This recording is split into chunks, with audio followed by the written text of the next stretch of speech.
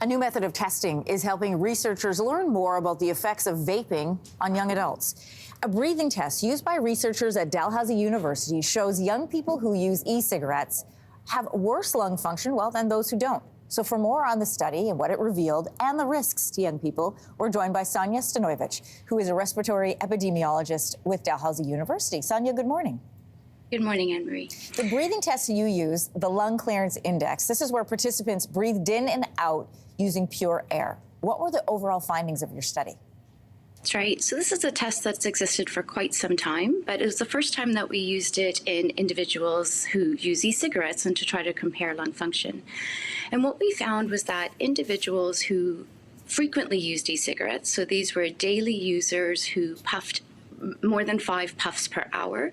So people who had a very high frequency, their lung clearance index or their lung function was worse than those who didn't use e-cigarettes. We found the same effects in individuals who used e-cigarettes daily, but not in those who infrequently use cigarettes. So I call these the healthy vapors who maybe tried vaping 1 or 2 times and were interested in knowing about the results and participated in our study. We should point out the study wasn't overly large. It included 93 young people, but they were aged 18 to 24, which is an interesting demographic to study. You say the findings are notable. So what stands out to you about what you discovered? So exactly as you say, this is a relatively small number of individuals, and they had a cumulative exposure of a maximum of 5 years. So most of the people in our study had only been using e-cigarettes for 3 years.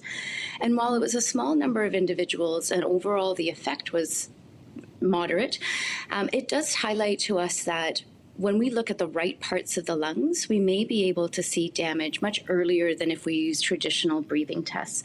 Most of the tests that are available in hospitals and that we use regularly for lung disease are measuring lung health when disease is quite advanced or when the damage is quite far along.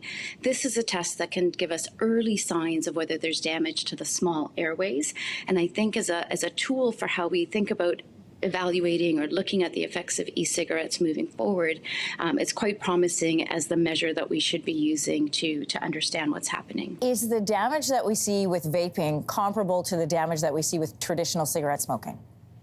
That's really hard to tell, partly because these types of studies didn't exist for smoking when smoking was first introduced and when we first started studying this. There have been some direct comparisons of people who use e-cigarettes and those who use traditional cigarettes, but I'm not aware of these types of results so that we can directly compare to cigarette smoking.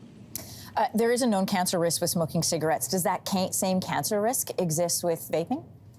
That's an excellent question, and it's really difficult to answer at this early stage of the exposure, this new exposure that we've been seeing. With traditional tobacco cigarettes, the lag or the time between when you start smoking cigarettes to when lung cancer can start to develop is anywhere from 10, 20, maybe even more decades before we start to see these effects. And so e-cigarettes were only really introduced in the way that we see them today in the last 5 to 10 years. They've been around for much longer, but what we've more recently been seeing are young people who don't have any history of tobacco smoke use, who are otherwise healthy, who are starting to smoke much younger. And so it may take us many decades before we start to understand some of the long-term effects, including cancer. There is a misconception with younger people and parents as well that using an e-cigarette or vapes might be less harmful than traditional cigarettes, smoking traditional cigarettes. Why do you think that exists? Oh, there's a lot of reasons for that. First, smoking is the most harmful substance that we can expose our lungs to, and it's the leading cause of preventable death in the world. So in many ways, anything that's not cigarette smoking can be perceived as safer. When e-cigarettes were first introduced, they were introduced to help people stop tobacco cigarettes or as a smoking cessation tool. And that was quite laudable because we need new ways of helping people to stop tobacco cigarette use. What we haven't looked at is whether e-cigarettes are safe to consume.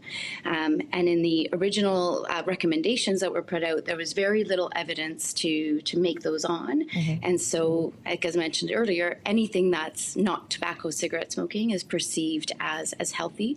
But unfortunately, we just don't have the evidence to make those kinds of statements today. Sonia Stanovich with Dalhousie University. Thanks for coming on to tell us about your findings. Thanks so much for having me.